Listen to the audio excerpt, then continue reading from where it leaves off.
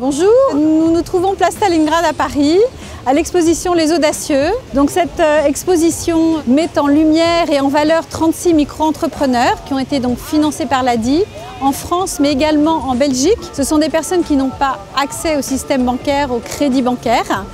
Donc l'ADI les finance et les accompagne dans le démarrage de leur activité. Depuis 23 ans qu'elle existe, l'ADI a financé plus de 110 000 microcrédits.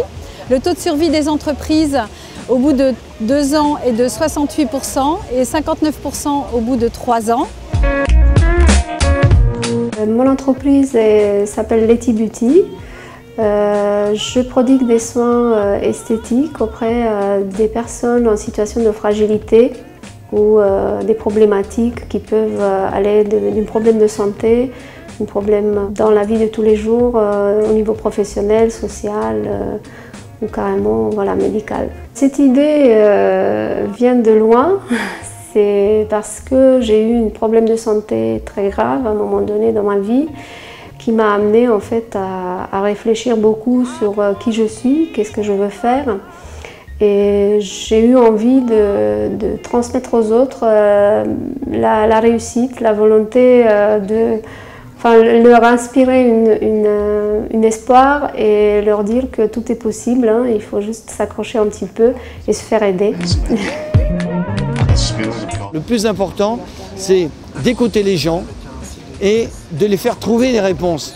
C'est-à-dire si jamais ils ne gagnent pas assez d'argent vendant des petits gâteaux, c'est pas de leur dire il faut faire ça, c'est de leur dire oui, si vous vendez des gâteaux à 50 centimes et s'ils vous coûtent 45 centimes, eh ben, vous ne gagnerez pas d'argent.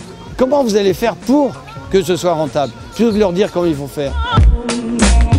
Le prêt moyen des entreprises financées est de 3 000 €. Les personnes viennent chez nous parce qu'ils n'ont pas accès au crédit bancaire. Ce sont des personnes qui sont en général bénéficiaires des minima sociaux et pour 79% d'entre eux, in fine, après la création, sortent des minima sociaux et vivent de leurs revenus de leur entreprise. Je pensais que ce serait une aide financière, un prêt, un microcrédit. Mais il y avait beaucoup plus que ça, il y avait un accompagnement dans la continuité du projet professionnel et dans toutes sortes de questionnements qu'on peut avoir quand on passe du jour au lendemain d'un chômeur à entrepreneur. Il y a beaucoup de responsabilités à assumer et qu'on ne prend pas conscience tout de suite, hein. C'est au fur et à mesure. Trouver un contact, trouver une assurance, ça peut être des fois judicieux, hein. Et faire les bons choix, on a besoin d'être quand même épaulé. On leur apprend à pêcher, mais on ne leur donne pas de poisson. Donc ils auront du poisson pour toute leur vie quand ils sauront pêcher. J'ai vu vraiment qu'il y a des projets dans tous les sens, des gens qui créent des bijoux, des gens qui créent des sites web. Un exemple comme ça, une personne, son projet, c'était le rapatriement de corps de musulmans dans leur pays d'origine. Eh ben, je ne savais même pas que ça existait. La diversité et l'imagination des gens qu'on peut rencontrer, c'est vraiment quelque chose qui est passionnant. Et la deuxième chose, c'est la foi de ces gens-là dans ce qu'ils veulent faire. Ils y croient vraiment et qu'ils aient 20 ans ou 60 ans, c'est le même enthousiasme.